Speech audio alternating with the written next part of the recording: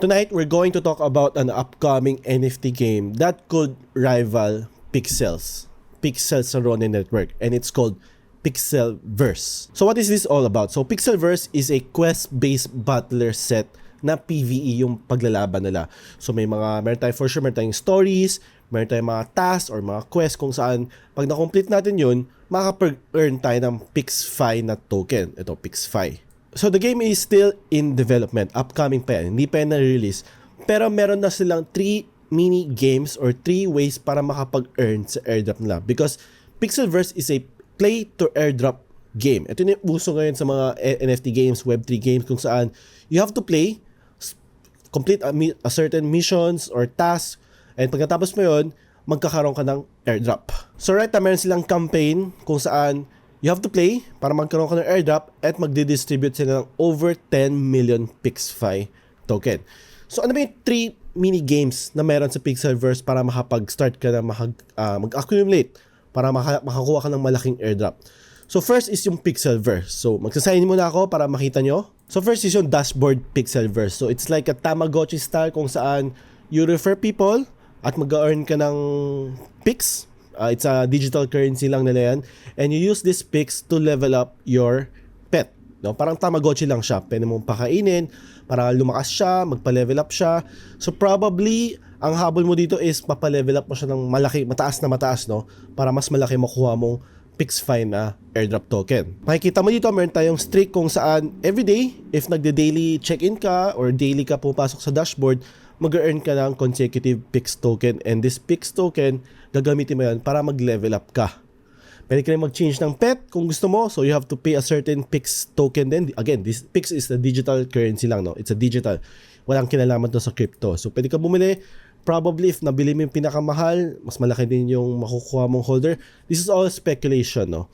But syempre, kung ano yung pinaka-highest na pwede mong i-attain sa isang minigame, easy to say siguro na yun din mas malaki rin makukuha mong allocation. So, best is mag-strict ka, daily login, and mag-refer ka ng mga tao na mag-join dito at mag-earn din ng airdrop token. So, yan ang first goal mo sa dashboard na to, no? Magpa-level up ka and kunin mo yung pinaka-mahal na pet. Now, the second way naman para makakuha ka ng allocation sa airdrop is yung Telegram bot nila. Meron silang minigame na mapapansin mo, meron tayong Telegram bot dito. Bubugsa ko na dito.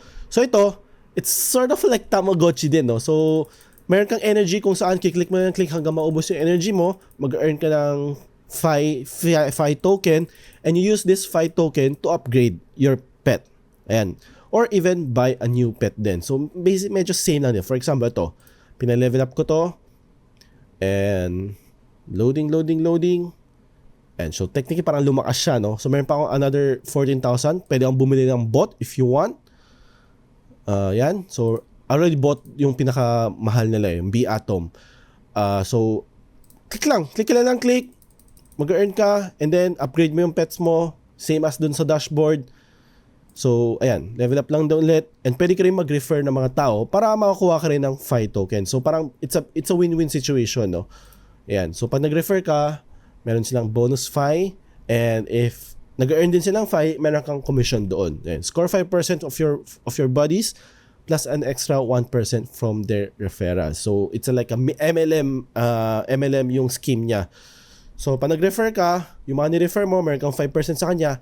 And yung mga ni-refer mo, pag nag-refer po ulit, meron kang 1% doon. So, it's nice na marami kang ma-refer dito sa game na to while ongoing pa yung airdrop nila, yung campaign nila. Kasi, the more Fi you have, so for sure, mas malaki rin makukuha mong allocation. So, this is the second way. It's a Telegram bot, and leave ko na sa description yung mga links para ma-access mo tong mga websites nila, white paper nila, etc. And the last way to earn is yung demo nila, which I think it's currently unavailable, I think, no? Kasi hindi ko pa siya na-try. First time ko lang din siya ma-try, so lalagay ko lang yung address ko. So dito sa demo, pipili lang tayo ng characters natin. Meron tayong 4. So, I think, glitch. Lagyan natin yung username ko, which is Harimaw. Yung lagi kong ginagamit sa mga games. So start playing. So ayan, ito yung itsura ng demo nila. It's quite good actually, no? So may konting story. This reminds me of like Pokemon, no? Find a job, talk to Pluto. So punta tayo, exit tayo. I'm not sure yet kung paano ka mag-earn dito. But ayan, ito yung mga fellow Pixel, mga naghahunt din ng airdrop. So, hanapin daw natin si Pluto. So, yan, pwede tayo i-cash out. Mapapansin, medyo similar siya sa Pixels, no? Kasi sa Pixels, meron din silang parang world kung saan pwede kang mag-roam around, do some quests, do some missions, tasks. So, hanapin daw natin si Pluto. Ayan. So, finish some quests here. For sure, may mga quests sila na kailangan gawin. Meron din silang chat window kung saan pwede ka makipag-interact. Hello world. And find a job, talk to Sonic. So, gawin mo na yung mga certain missions dito, and if natapos mo yun, makukuha ka din ng airdrop. Ganun lang simple. So, ito yung, I think, dun sa tatlong ways na pwede ka mag-earn ng airdrop, ito yung pinaka enjoyable or entertaining. Kasi the other two is like clicker, idle game lang eh. Ito kahit paano, nakakapag-roam around ka, nakakapag-interact ka sa mga iba pang mga users. So, parang pixels lang din. I-share ko din sa inyo yung mga few statistics na binigay nila sa akin, no? Currently, meron daw silang 75,000 players playing every day and over 700,000 registered users. So, that's a lot, no? Sinasabi na, this is one of the fastest growing Web3 games, so Pixelverse. And di ako nagda-doubt doon. Kasi mapapansin mo sa Excel, they have over 200,000 followers. I don't know if it's botted to or hindi, but kahit na botted yan, sobrang dami yan. 200 plus thousand players. So, it's one of the probably biggest upcoming NFT game dito sa crypto. And again, they're comparing this Pixelverse sa Pixels na Ronin. So, parang ito yung main competitor na. Ito yung target nila. So, currently, ang Pixels na Ronin, they have over 2 billion market cap. That's a lot, no? For an NFT game, that's a lot. And currently, itong Pixelverse is only 20 million market cap.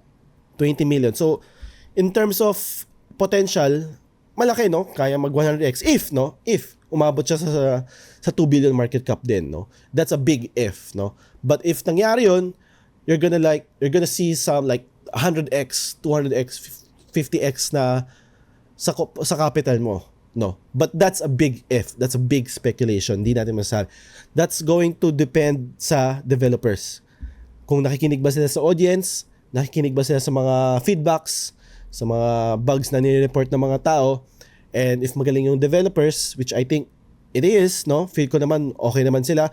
Hindi naman sila makakapag-build ng ganong kalaking community kung hindi naman sila magaling. So, kung naabot nila, no, better than expected, and hindi sila mga low ballers na dev, na rugs, or mga slow rugs, then malaki yung potential nitong Pixelverse na to. So, I highly suggest na check nyo lahat ng mga websites na available, especially yung white paper nila and some other campaigns, some other giveaways nila kung saan pwede ka mag-earn ng pera sa kanila, di ba? So, make sure, basahin nyo yung white paper nila. Nandito lahat ng mga introductions, kung paano nag-work yung game, yung gameplay nila, yung mga dapat mong, basically lahat ng mga questions mo, most probably masasagot yan dito sa white paper nila. So, make sure, basahin nyo yung tokenomics. Hindi natin babasahin yan because boring to, no? Alam natin boring to sa mga YouTube videos na pag-uusapan yung tokenomics nila. But, syempre, kailangan mong pag-aralan to in your own time, no? In your own personal space, no?